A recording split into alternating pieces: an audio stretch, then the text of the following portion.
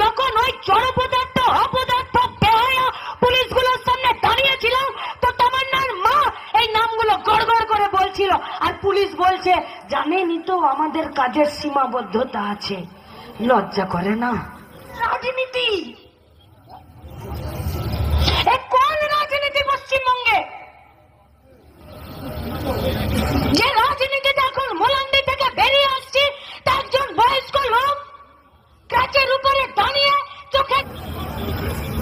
মোলান্দির মায়েরা আমাদেরকে 20 জায়গায় দাঁড় করিয়েছে, জেল খেটেছে।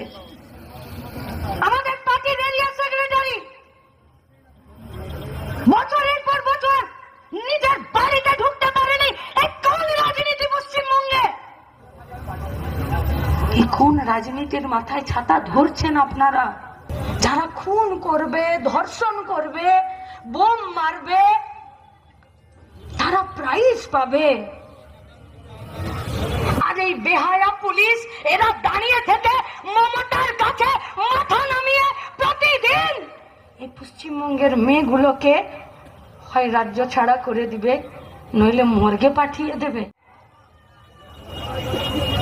এটা রাজনীতি নয়, এটা গুন্ডারাজ, গুন্ডারাজ।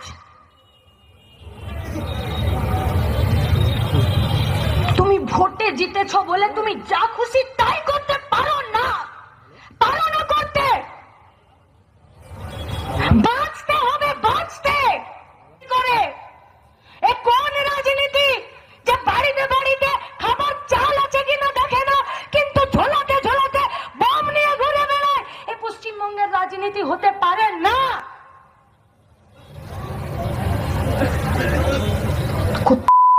হয়ে গেছে সব কটা, যাদেরকে এই পাগলা কুত্তার মতন ছেড়ে রেখেছে, এদেরকে রাস্তায়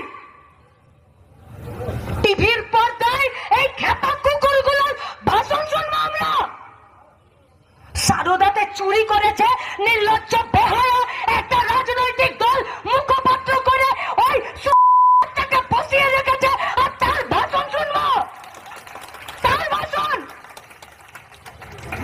সে বলে দেবে পশ্চিমবঙ্গের রাজনীতি কি হবে। সে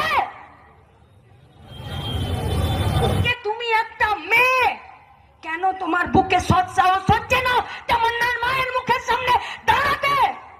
তোমার অন্তরাত্মা তোমাকে বাধা দিচ্ছে। তোমাকে চ্যালেঞ্জ করলাম, তুমি মোলান্দি গায়ে তুমি পা দিতে পারবে না, যতই তুমি জিতে যাও, পারবে না।